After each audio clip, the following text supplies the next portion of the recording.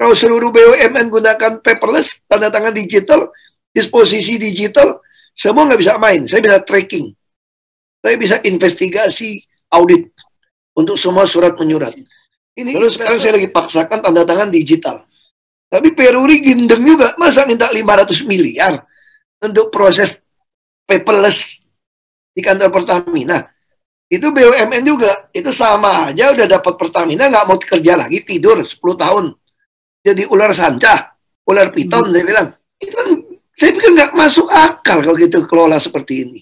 Anda Peruri dapat 10 miliar, 20 miliar sudah bagus.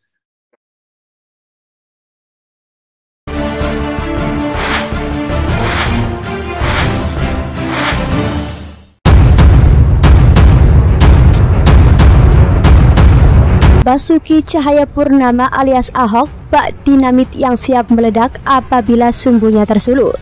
Pengibaratan demikian karena gaya bertuturnya yang meledak-ledak, cenderung kasar dengan ciri khas lugas straight to the point tanpa bertele-tele. Penyurutan sumbunya mulai terhitung sejak diangkat dalam rapat umum pemegang saham luar biasa atau RUPSLB Pertamina sebagai komisaris utama pada tanggal 25 November 2019. Semua orang menunggu detak TikTok waktu kapan ledakan itu terjadi. Tak perlu menunggu sampai setahun, Ahok menyemburkan ledakannya. Pada tanggal 14 September 2020 di channel platform YouTube, Ahok berbicara tentang kebobrokan perusahaan nomor wahid di Indonesia, Pertamina. Video originalnya berdurasi 1 jam, dan video tersebut dikutip di akun YouTube Point dan dikutip menjadi durasi 6 menit telah membuat daya rusak yang lama dan mengerikan bagi yang terkait dalam pembicaraan. Materi ledakannya berserakan ke segala arah, tapi ada bagian yang lebih terfokus ditujukan kepada jajaran direksi Pertamina. Kondisi pandemi COVID-19 sama sekali tidak memundurkan semangat Ahok untuk memelototi hal-hal yang tidak pada tempatnya. Endusan penciuman Ahok membuat orang-orang di sekitarnya jadi gerah blingsatan. Ahok sudah mengalami banyak posisi sebelum menduduki jabatan komisaris utama, dari posisi bupati, anggota DPR, dan gubernur DKI. Tidak ada satupun jabatan yang membuatnya tenggelam dan terseret larut di dalamnya. Semua jabatan yang diembannya selalu membuat Ahok seakan-akan mengapung di atasnya. Seakan-akan sisi pandang Ahok di bawah drone menjauh ke atas, dan dari sanalah Ahok melihat masalah dan mencari solusinya. Sehingga sukar untuk melihatnya terjerat dan terkontaminasi kotoran-kotoran di bawahnya. Hanya selama 10 bulan, Ahok betah memakai baju komisaris utama yang diembannya. Baju komisaris utama terlalu sempit menampung keinginannya, dan akhirnya Ahok merasa gerah dan sumuk.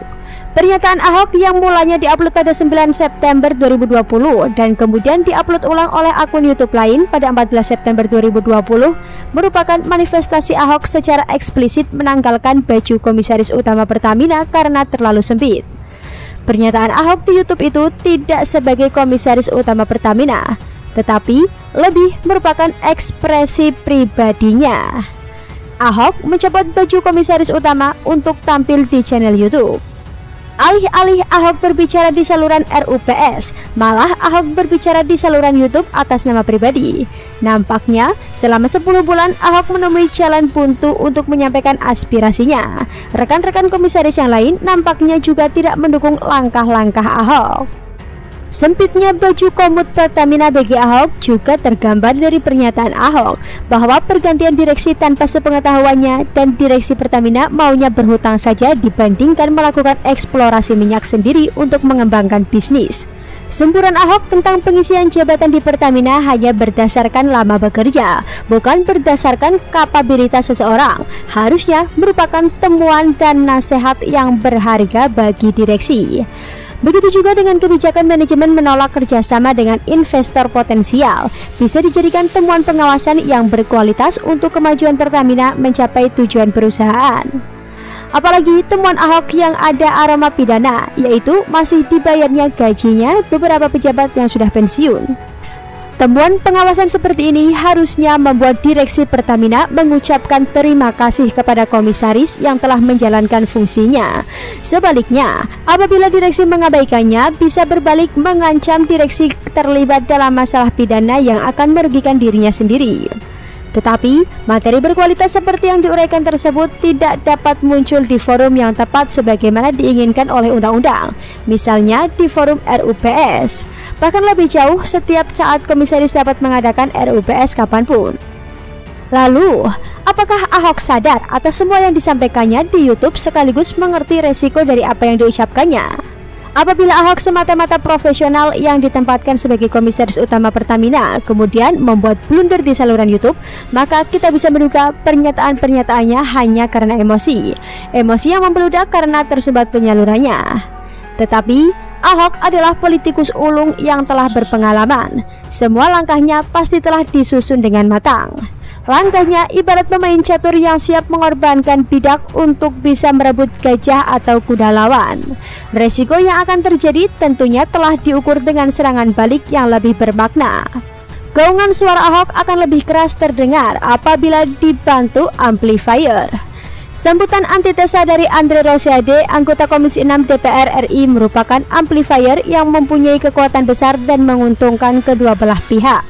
Topiknya bertambah menjadi semakin seksi, sehingga media-media mainstream bernafsu untuk mencari rating.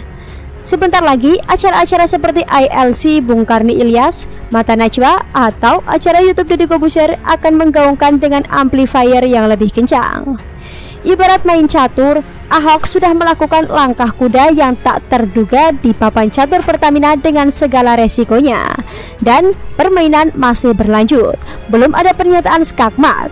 Sebagai penonton yang baik, mari kita lihat dan nikmati permainan ini. Apa langkah berikutnya? Tidak ada yang tahu, hanya Ahok dan Pertamina yang tahu.